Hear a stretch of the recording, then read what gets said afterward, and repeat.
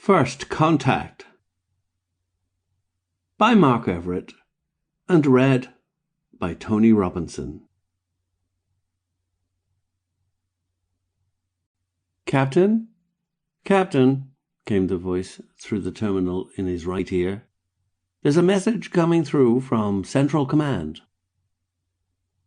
He switched off his personal navigational display, the images of the planets in the local system and his ship's trajectory through them flickering to nothing in front of him, and leaving him a view of the bridge uncluttered.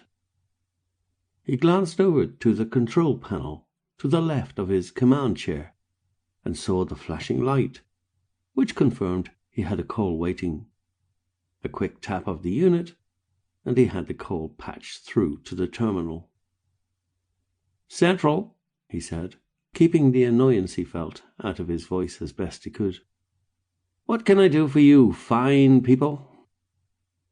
He did not like to hear from the Central Command team once he had launched on a mission, unless there was a problem. He had a flight plan and knew what he was doing, and he had confidence that his crew could be relied on to do their jobs just as professionally as he did. So he did not like it when the people sat safely in their air-conditioned control tower got it in their heads to get on the communicator and disturb him.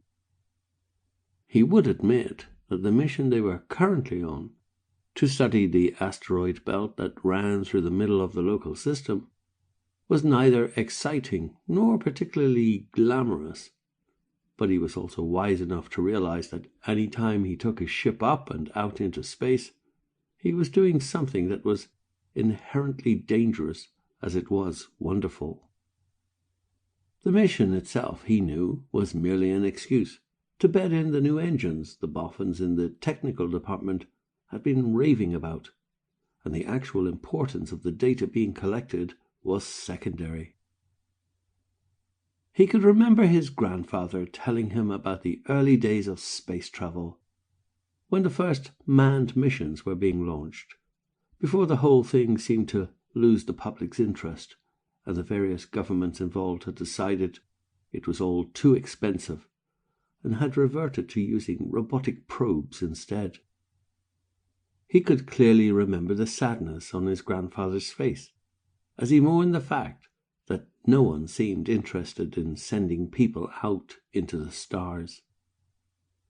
By the time he himself was old enough to decide on a future career and had opted for joining the Air Force, Sample complete. Ready to continue?